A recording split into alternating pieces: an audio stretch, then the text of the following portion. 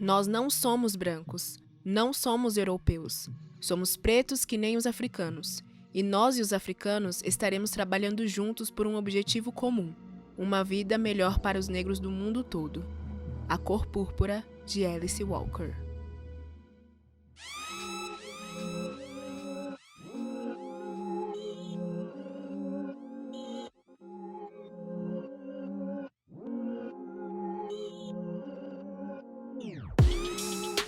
Nesse episódio do podcast oficial de Lovecraft Country, vamos falar de renascimentos, mágica, o que fazer com essa tal liberdade e como ganhar eletrônicos novinhos e incríveis nessa pandemia. Então, chuta bundas igual a Ruby e vem com a gente! Olá, pessoas! Sejam bem-vindos ao podcast oficial de Lovecraft Country. Hoje nós vamos discutir o episódio 5, este episódio que desestruturou todo mundo, e eu estou aqui com os maravilhosos Walter e Isidoro. Como vocês estão?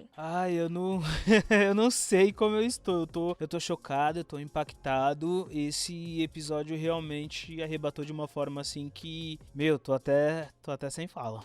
Assim como a Ruby e a Cristina, eu tô com a minha cara no chão. Ai, gente. Que grande episódio, gente. Não, ele já começa, os 10 primeiros segundos já é chocante, né? A gente olha uma mulher branca, daqui a pouco ela olha pro espelho e fala: acorda, Ruby. Aí você fala: não é o que eu estou pensando, não pode ser.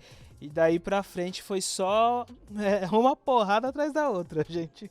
Foi muito intenso. Não, nesse começo de episódio, pra mim já foi muito marcante, não sei pra vocês, porque tem essa conexão muito que a gente tá vivendo hoje de violência policial com negro à toa, né? Ainda mais quando eles pegam um menino, tá comendo pipoca ali, aí você tá, já perdido com aquela mulher branca falando que é Ruby, e aí você vê aquele moleque só batendo nela, a polícia já chegando, dando porrada. E aí nessas semanas que a gente tem a NBA parando, Black Lives Matter, o Blake tomando 7 tiros nas costas, e a série chegar bem com a mesma coisa, né? Então esse começo já foi arrebatador em tantos lugares pra mim, assim. Eu acho que eu vou chutar aqui que esse episódio foi o mais marcante da série até agora.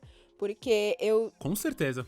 Porque eu sei que quando eu estava assistindo, eu chorei muito no episódio. Eu estou até com medo de chorar aqui, gente. Já me desculpe, entendeu? Mas toca lá no fundo. E eu acho que muitas pessoas, se não todas as pessoas pretas que assistirem esse episódio, vão se sentir representadas, porque a gente já sabe como a Ruby estava se comportando ali no 4º episódio. Ela estava frustrada porque ela não conseguia a oportunidade de trabalhar no departamento, naquela loja que ela sempre quis trabalhar. E o William promete algo pra ela, né? Ele fala que pode conceder os desejos dela, pode realizar todos os desejos dela. E quando ela acorda, simplesmente está branca. Gente, foi muito marcante pra mim, porque eu lembro quando eu era criança e eu não conseguia, assim, ter amizades e nem um atendimento, até quando eu era adolescente. Quando vai crescendo, né, a gente vai tendo uma maturidade maior e um tratamento diferente. Quando a gente entra em loja, a gente não é bem visto, né? Pessoas pretas não são bem vistas. E ver a Ruby como uma mulher branca passeando livremente, sendo bem vista. Assim, eu fiquei chocada. Eu falei, cara, é o que ela queria e o que ela não queria. Eu acho que, na verdade, é um reflexo, né, da nossa sociedade que não aceita a gente como a gente é. E isso, essa metáfora, né, de se passar por uma pessoa branca por um dia, eu acho, gente, que, na verdade, é o que se passou pela cabeça de qualquer negro, porque a gente cresceu numa sociedade onde as pessoas, principalmente em relacionamentos interraciais, falavam assim: nossa, tomara que nasça clarinha, né? Tomara que nasce com o nariz fininho. E a Ruby, ela experimentou isso e é muito chocante ver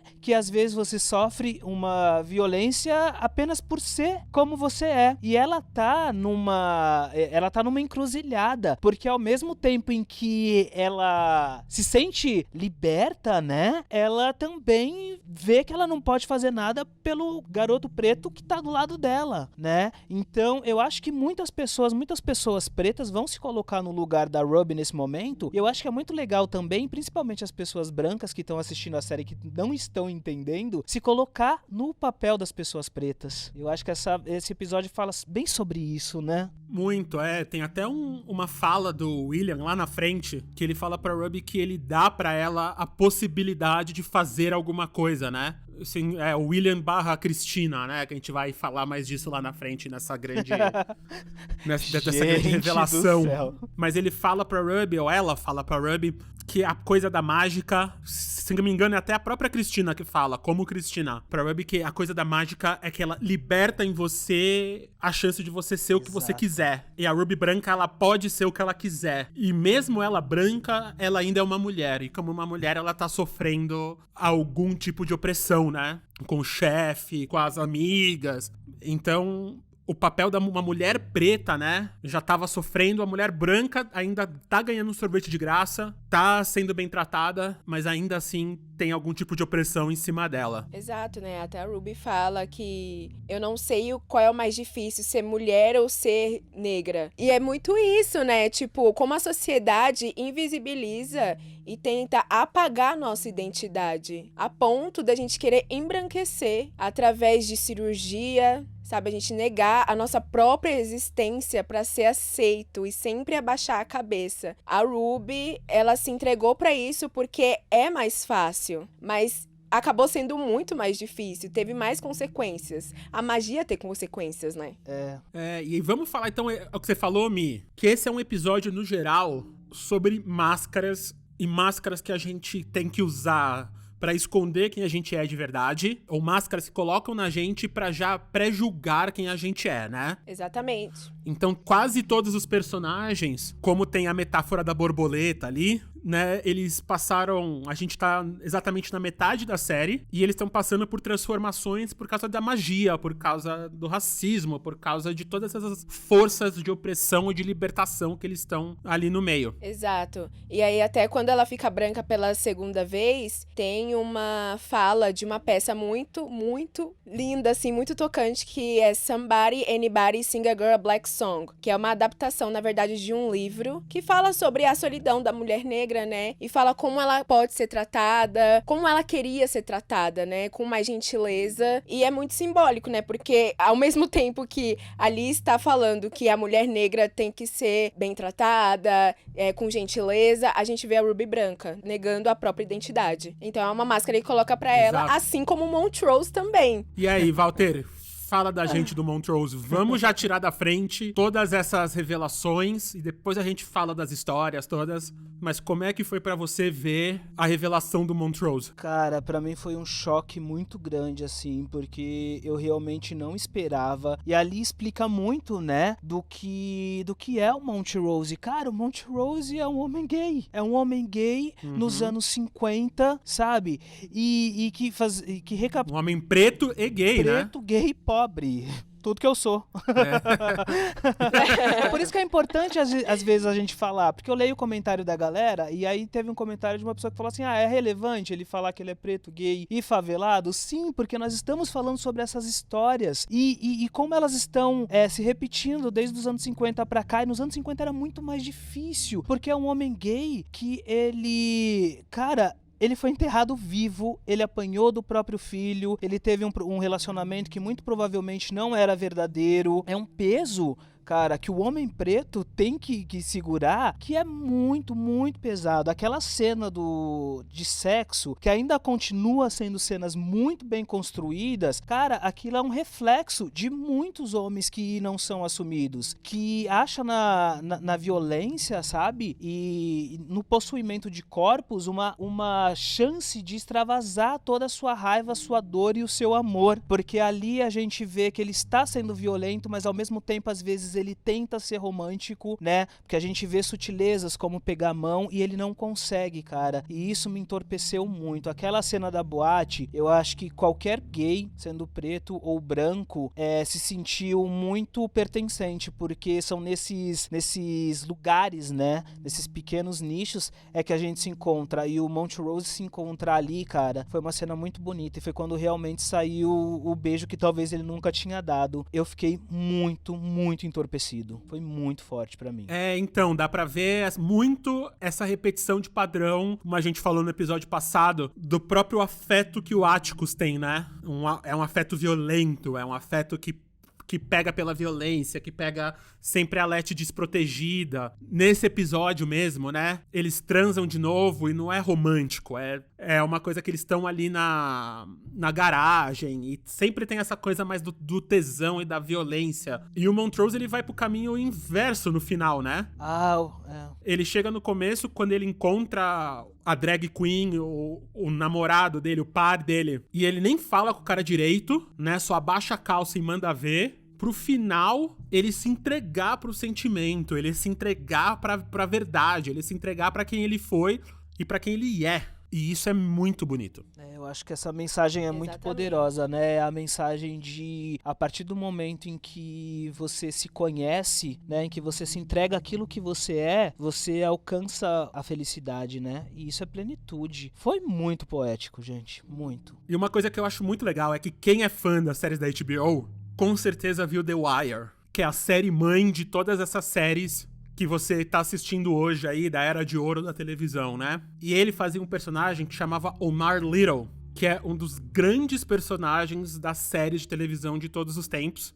Inclusive, é o personagem favorito do Obama. E ele era um bandido criminoso muito do mal, só que ele era gay também. E pela história, o fato dele ser gay foi uma coisa que o próprio Michael K. Williams pediu pro criador. Porque ele é inspirado, o The Wire é inspirado em histórias reais, de Baltimore e tal. E, obviamente, né, homens pretos, violentos, não iam se assumir gay. Mas em toda a série ele tem namorado, ele tem parceiros, sabe? Ele beija, ele tem essa coisa. Então ele é um ator que tá muito ligado com isso, mesmo ele não sendo homossexual. Ele pode ser bi, a gente não sabe, mas ele quase sempre aparece com mulheres, aparece com parceiras femininas. Mas ele é um ator que tá muito ligado nisso. Então ver ele fazendo isso de novo numa série tão importante, tipo, mexe muito com o coração da gente. Exato, e isso fala muito sobre a personalidade do próprio personagem, né, do Montrose. E faz também a gente levar um soco na cara por ter colocado o estereótipo do homem negro que é ignorante e que não quer se arriscar e só quer proteger a família daquele jeito que ele foi criado. Sim. Foi um soco na cara. E falando em soco na cara, vamos falar dele com Atticus? Ai, Jesus. Tava louco pra falar essa cena. Eu amei a conexão. Eu tava louco pra falar sobre essa cena, porque, cara, eu realmente não esperava que o Atticus fosse ser tão violento assim. E aí, a partir desse momento, a gente começa a entender, né, muito Montrose. Que, aliás, a gente não descobriu agora, né? Porque a história já fala que eles brigam desde sempre. Tem marcas na parede, né? Que o Atticus fala. E eu achei aquela cena, assim, tipo, de um absurdo, cara. que eu não esperava que o Atticus fosse ser tão violento daquele jeito. E aí, voltando, né, aquele negócio da Letícia, ela sempre tá preocupada com ele. Nesse episódio, ela voltou com a preocupação da suposta violência do Atticus. Tanto que, gente, pelo amor de Deus, aquela cena deles dois respirando, um olhando pro outro, quando ele desceu e foi olhar as fotos, eu realmente achei que ele ia bater nela. E quando eles pararam, Não, a gente precisa falar da atuação dessa galera. Porque que respiração foi aquela e aquela câmera descendo e mostrando aquele taco de beisebol na mão da Letícia. Aquilo é muito reflexo de uma sociedade de pessoas que realmente, de mulheres, né, Lê? Né, Mi? Eu fico chamando a Mi de Letícia, a louca. Ai, muito obrigada. Mas privilegiada. mulheres poderosas, né? Não é à toa. Mulheres poderosas. Exatamente, é muito reflexo das mulheres, né? E de como os homens tratavam as mulheres naquela época. Com toda certeza. Só voltando um pouquinho na Letty, o quanto ela já sabia o que ela tinha que fazer. se o Atticus batesse nela ou tentasse outra coisa. Ela já estava pronta com um taco de beisebol. E isso é muito... Não que a mulher tenha que, né, a descer o cacete toda vez, mas ela tem que aprender a se defender, porque pode ser um indício ali de um começo de um relacionamento que ela não sabe onde ela está se enfiando. Vai que vira abusivo. Ele bateu no Montrose. Pra ele bater nela, ele tava descontrolado. Pra ele bater nela é 2 segundos. Então aquela cena realmente foi muito pesada. E a partir daí, a série só fica mais pesada. Exato, porque o que você tá falando, Mi, é muito correto, porque você vê que ela não está só esperando o abuso físico, mas também o abuso emocional, né? Porque quando ela enfrenta ele lá na frente, quando ela tá tomando banho na banheira, e ela fala da vivência dela, que ela tá até voltando a rezar, que ela achava que ela nunca ia fazer isso, quem tinha fé era a mãe dela, e ela e a Ruby só iam pra igreja pra fazer o papel, né? Mas ela tá vendo tanto mal em volta dela, que ela tá precisando de uma coisa boa, e rezar pode ser essa coisa boa. Ela enfrenta o Atticus falando, cara, você tá falando isso que a gente tem que fazer um bem um pro outro, só que você queria voltar pra Flórida. Você tá querendo ler o livro e ter o poder dos caras, sabe? Você bateu no seu pai. Tipo, ela tá esperando não só a violência física dele, mas também essa violência natural que normalmente mulheres, e muitas mulheres pretas, sofrem, infelizmente, naturalmente na sociedade, né? Exatamente. Até essa conversa com Atticus é incrível porque ele pede desculpa pra ela, ele fala pra ela não sentir medo dele, porque ele não sabe como se comportar. E aí que a gente descobre não, né? Aí é que dá a martelada de que o Atticus, ele não sabe se comportar, ele não sabe tratar, entre aspas, uma mulher, porque ele não teve isso. Ele fala que o relacionamento dos pais dele foi muito estranho. E quantas pessoas, famílias de pessoas pretas, são assim? Porque teve que lutar a vida inteira, trabalhar a vida inteira, não se olharam com gentileza, não trocaram palavras de carinho e afeto, e quando recebem carinho é estranho. Então, essa construção de relacionamento deles também é muito importante para quem estiver assistindo entender como é o relacionamento entre pessoas pretas, principalmente naquela época. E falando em relacionamento, vamos para William e Ruby? Vamos. Gente, o que vocês acham desse relacionamento deles? O William completamente interessado, né? Porque tem aquela cena que ele fala que vai precisar da Ruby em um jantar e ele dá um presente pra ela, e esse presente é o quê? Um vestido de empregada? Uma roupa de empregada? Muito que bem, né? Não, vamos lá, que também a Ruby, ela não tava errada quando ela encontra o William no bar no episódio passado e fala que ela tá sempre vendo homens que prometem um mundo pra ela, mas só querem usar, meninos brancos que querem brincar de explorar o lado preto da vida, né? E viver perigosamente, que é até uma coisa que é reproduzida nesse episódio com as mulheres ali da loja que ela vai trabalhar, né? De ir pro lado sul da cidade, ir pra balada e tal, e falar, nossa, estou vivendo muito perigosamente que estou dançando com pretos, né? Ah, Jesus. E aí, pra mim, tem um tipo de abuso ali, né? Que é, ela acorda branca. Não é que o William avisa, não é que avisa alguma coisa. Eles têm aquela cena de amor incrível no episódio passado, e aí ela acorda branca. Então é como se fosse, é quase um estupro ali de mudar a pessoa, né? Pois é, e como disse Marilyn Manson, né? Isso é um feitiço no final do 4º episódio. E realmente foi um feitiço, assim, que na verdade ele se transformou num príncipe da Disney, e aquele começo de história é quase uma fábula, porque ela conseguiu ela tem um relacionamento com um homem branco, borboletas aparecem naquele cenário maravilhoso, sabe? E ela vai se entregando, inclusive tem uma pequena ostentação, assim, dos príncipes, né? Principalmente dos príncipes que foram construídos na televisão, dele chegar e todo mundo cobiçar. Então isso meio que mexeu com a cabeça dela, sabe? Porque eu acho que pela primeira vez na vida ela teve passabilidade. Porque a Ruby é uma preta retinta, é uma preta gorda, né? E que nos anos 40 era gente do céu, não tinha internet, né? Pra nos dar novos olhos. Só tinha o Lovecraft falando que todo mundo era demônio, era bicho feio, era isso e aquilo, né? Porque é isso. Era o lixo da sociedade. Exatamente. E aquilo ali se transformou numa fábula pra ela. E a gente quase gosta do William, viu? Olha o poder do audiovisual, que perigoso. Quase que eu torço por um relacionamento interracial. Palmitei. Ali não palmitei, não. eu vou pedir desculpa pra você mesmo, porque ele estava claramente interessado nela. Literalmente, né? Deboche, Mi.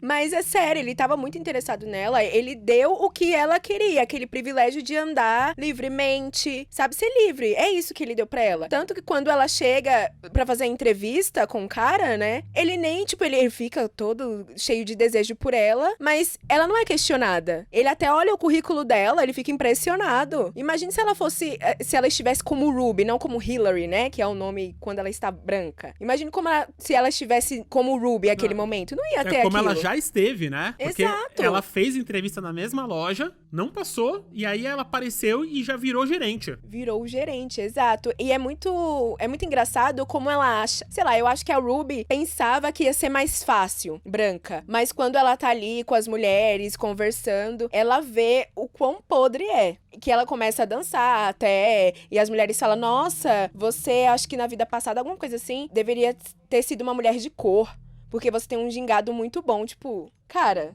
que comentário ridículo. Quando elas falam que querem ir numa festa no lado sul, e aí a Ruby fala, ai, não vale a pena, eu já fui lá. Nossa, você já foi lá? E como é conviver, e como foi viver com aquelas pessoas naquele momento? Como se pessoas pretas fossem monstros. Exato. É como fala aquela música dos Racionais, né? Olhando pra aqui, curiosos é lógico. Não é o zoológico. É muito isso que acontece até hoje, né? E fala muito sobre o mercado de trabalho também, né? Sobre a dificuldade que os negros têm de acessar esses espaços. Porque, por exemplo, hoje, na atualidade, eu tava vendo uma pesquisa que apesar do Brasil ter 54% de população preta, só 4% de pessoas estão em cargos de liderança, né? Então a gente ainda tá nesse Lovecraft Country, gente. É surreal como essa série fala sobre a atualidade. E é triste ver que pouca coisa mudou, né?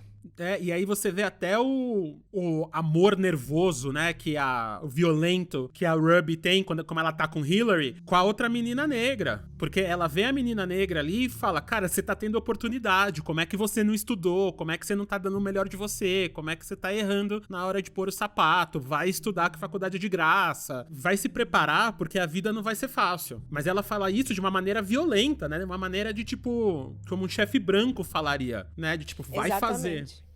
Exatamente. É como eu sempre penso, que quando uma pessoa preta consegue um emprego, as pessoas brancas acham que estão fazendo um favor. E se fizer um deslize sequer, a gente tem que se desculpar, porque o erro é nosso. A gente não pode errar. A gente tem que ser 2 vezes melhor sempre. É o que ela fala. Você tem que ser melhor, você tem que se atentar 2 vezes mais. Porque esses brancos são piores do que você imagina. Ela começa a mudar um pouco o discurso dela ali, e aí todo mundo começa a olhar pra ela, indignado do que ela tá falando. Mas é a verdade.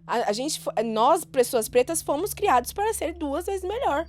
Sendo que nós somos pessoas, sabe? E isso cansa, né? Até porque eu acho que é uma coisa muito do sistema mesmo, e até o que a galera das confrarias fazem, né? Até de próprio... Acho que a gente vive em Arda até hoje. Porque o que eles fazem é colocar um preto único, falar que tem diversidade, que é o que acontece, né? Mas colocam os padrões, e aí isso causa, tipo, a síndrome do preto único, e aí é o que afasta a gente. E a Ruby tava meio com esse negócio de, tipo, por que ela pode e eu não, sabe? E aí depois vem aquela coisa do Ubuntu, né? Que tipo, não, eu sou porque nós somos, a gente precisa trabalhar como um coletivo. Eu preciso falar pra essa menina que ela não ascendeu socialmente, entendeu? As pessoas falam mal dela pelas costas, e é isso, gente. Nossa, eu amo essa série. E aí você começa a ver que até a Ruby, apesar de tudo, ela tá sentindo, né, alguma coisa pelo William, porque ela não vai embora, ela volta pra lá. Ele deixa ela livre pra ir voltar, ela sempre volta. E aí, quando a Cristina pede ajuda, né? Quando o William pede ajuda e a Cristina aparece lá pra dar a pedrinha com o feitiço, pra ela colocar na sala do policial, ela faz a parada, né? Tipo, ela tá querendo ajudar o cara. Ainda mais quando a Cristina conta a história, que o William tomou um tiro, que o policial deixou ele pra morrer, e ela foi lá e usou os poderes dela pra salvar ele e tal. E no final a gente descobre que ela tava usando o poder pra salvar ela mesmo, né? Que ela também tem que se colocar num outro lugar, ela tem que se vestir de homem, pra ser aceita nesse grupo de racista, né? Então, tipo, é muito bizarro que ela também tem que ser um homem branco pra ser aceita, mesmo ela sendo uma loira branca, né? Tipo, uma mulher branca. E aí, quando você vê só que eles também, entre eles, tem níveis, porque quando a Ruby se esconde e acha o cara que roubou lá, e o cara tá sem língua, sendo torturado, só porque o cara é um criminoso, eles tratam ele como um lixo, tratam ele como um animal que pode ser mutilado, né? Exatamente. Você vê que, assim, eles não têm compaixão, né? Tem que seguir a linha deles. E como você falou, Isidoro, como a Cristina, ela tem que ser um homem, né? Tanto que aquele diálogo delas, quando a Ruby já está cansada depois do que aconteceu no bar, a gente pode falar sobre isso também, do que aconteceu no bar, a Christine fala, né, que ela dá a magia pra Ruby pra ela ser quem ela quiser ser. Pra ela não ser interrompida, em sim ela corromper o sistema. Então, quem ela quer ser? Eu gostei também da situação da Cristina, porque ela mostra também como as mulheres brancas, né, por mais que tenha mais privilégio, são tratadas na sociedade. Por isso que a Ruby fala, eu não sei o que é mais difícil, ser mulher ou ser negra. Obviamente, os dois juntos. Mas Sim. esse diálogo delas é muito importante. Não, e essas cenas de transformação deles são incríveis, né? Nossa. Delas renascendo, delas saindo de dentro dos corpos. Eu achei que essas cenas das transformações é uma metáfora muito louca, sabe por quê? Porque, assim, não é... O conto de fadas, ele acaba a partir do momento que você tem que passar pelo ritual da transformação, né? E a transformação, ela é dolorosa, ela é sangrenta. E é uma metáfora muito do que acontece na nossa sociedade, porque a gente sabe que nós, principalmente a galera, tipo, brasileira, não aceita a própria essência, porque a gente foi ensinado a não gostar. Então, isso acontece até hoje, na série é mostrada, né, essa transformação violenta, mas na vida real, a gente vê esses processos que principalmente pessoas negras têm que passar, que é de fazer uma cirurgia plástica, que é de alisar o cabelo, e dói o olho, dói o couro, sabe? Clareamento de pele, que é muito, muito comum, principalmente tem uma parte da África, parece, que é muito comum as mulheres usarem cremes pra clarear a pele. E se a gente for fazer uma associação com a periferia também, poucos meninos periféricos, né, pretos, têm o cabelo grande, né, porque a gente passa química pra sempre deixar o cabelo, tipo, frisadinho, ou então a gente raspa. Isso é um tipo de transformação também no nosso corpo, que eu acho que é muito explícito, assim, em imagens, né, que dói, aquilo dói, cara, é terrível. Aquilo dói, é terrível, mas só que a Ruby não fica parada, né? E ela, no final do episódio, ela finalmente dá o troco. Por favor, Mi, fale dessa cena já antológica. Oh my gosh. Ai, meu Deus. Era a cena que eu estava esperando. É aquilo, né? Quando ela vai pro bar com as outras funcionárias brancas e a negra, ali a gente começa a sentir um vestígio a mais do sentimento de solidão da mulher negra que a Ruby está sentindo. Ela vê como os homens negros dançam com as mulheres negras. Ela provavelmente nunca experimentou isso. E ela fica com muita raiva, sai dali. Ela sai daquela casca, né? E ela vê o chefe dela tentando estuprar aquela funcionária negra. E ela fica muito brava ali. É aí onde ela tem aquele diálogo com a Christine. E ela volta a ser branca. Ela volta pro serviço dela e diz que ela tem que se demitir. Porque ela está tendo uma atração pelo chefe dela. E não pode deixar aquilo acontecer pra não manchar a reputação dele. Então ela começa a fazer ali toda aquela dança sexual. Aquele cheio de objetos, né? Ela pega o cinto dele. E aí, gente, eu já vou pular pro sapato. Que foi simbólico. Ela... Ai, gente, como é que eu vou até falar? Nem sei como é que eu vou falar isso. Olha, eu acho que se todo mundo viu na HBO, não tem problema você reproduzir aqui, porque eu vou fazer um Reels. Ela leva a expressão chutar bundas à extrema, né, ao pé da letra. Ao pé da letra. E ela realmente passa o que a música da Cardi B está falando naquele momento. Sapatos sangrentos. Esses são sapatos sangrentos. Então ela faz a glória dela ali. E quando ela finaliza, ela chega perto dele e fala: eu quero que você se lembre que foi uma vadia negra que fez isso com você. Gente, que? Não, sério, essa cena é incrível, porque ele jamais imaginou, né, que ela era branca, ele jamais imaginou que aquilo ia acontecer, então isso é muito simbólico, cara, isso foi, sei lá, um alívio pra mim. Foi violento? Foi horrível? Foi, mas foi, tipo, um alívio também, foi tipo, isso aí, Ruby, continua fazendo isso. Exatamente, mas que cena, né, Mel? Tipo, a atuação, ela, a maneira que ela seduz o cara, que ela vai levando ele e ele tá, tipo, um homem branquelo que nunca teve, que provavelmente só transou de papai e mamãe na vida. Aí vai ali e é seduzido, né, tipo, o cinto e tal, como ela leva ele a acreditar que vai rolar tudo aquilo e no fim ela, né, consegue inverter literalmente os papéis ali. E como é muito o símbolo do episódio, né? De inversão de papéis em todos os sentidos. Nossa, eu acho que essa série tem cenas assim que são muito icônicas e que vão ficar marcadas, assim. Essa é uma das cenas, cara, que, pelo amor de Deus, eu tô pensando até agora.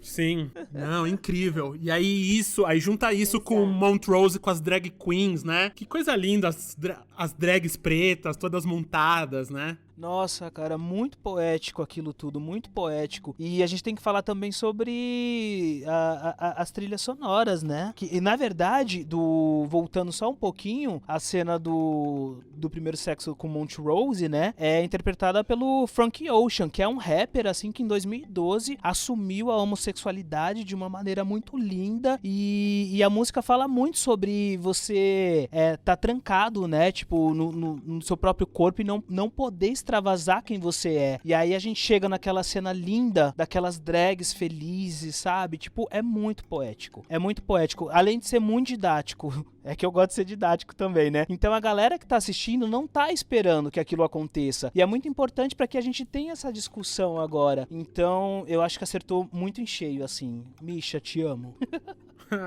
E os nossos personagens principais, além de estarem tendo DR e transando na garagem, o Atticus, ele tá ali, né, no seu processo de tentar entender. Ele já, no episódio anterior, ele tava entendendo o que a nativa americana tava falando, ele tá começando a entender ali a língua, e ele consegue finalmente traduzir alguma coisa. Ele descobre, né, que ali os símbolos do anel são as iniciais dele. E depois, quando ali ele tá tentando decifrar tudo, ele descobre alguma coisa e liga pra alguém. E aí parece que ele liga na Coreia de novo. E aí tem alguém lá que já sabia de algumas coisas que nem ele sabia que sabia. Exato, a pessoa até fala, né? Eu falei pra você me ouvir, alguma coisa assim. E ele fala, como é que você sabia? E a pessoa desliga. Exato, então... Gente, eu não sei o que tá escrito ali. Eu não sei se tá escrito morto ou... sei lá, a pessoa vai morrer, eu não sei, eu não entendi muito bem o que estava escrito no papel. É morra, né? Tipo, parece que é morra.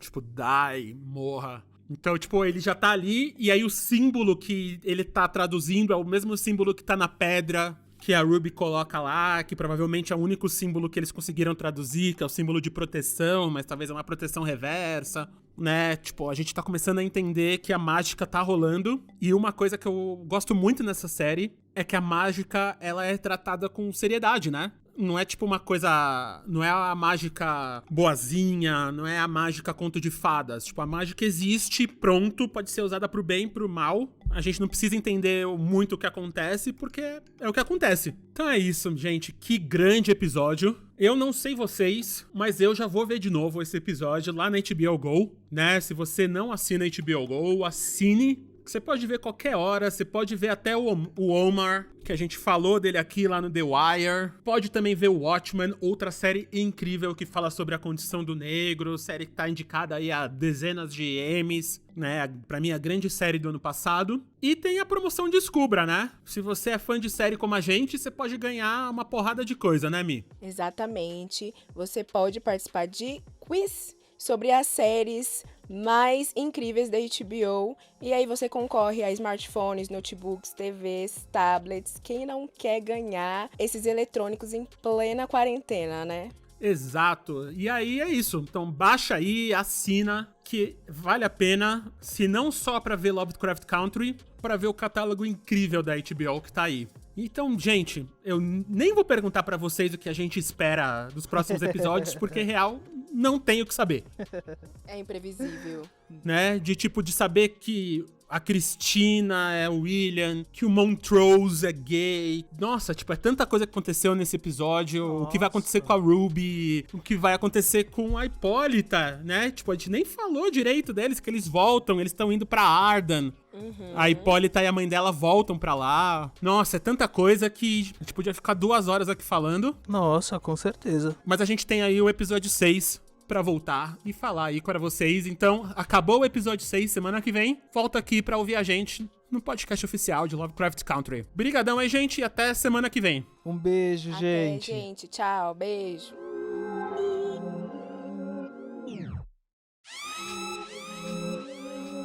Você acabou de ouvir o podcast oficial de Lovecraft Country, a série original da HBO, escrito e apresentado por Milena Souza, Walter Regi e M.M. Isidoro, dirigido por M.M. Isidoro, produzido por Guilherme Pinheiro e Maiara Isidoro, editado por Jéssica Correia. É uma produção da Ampere e da HBO.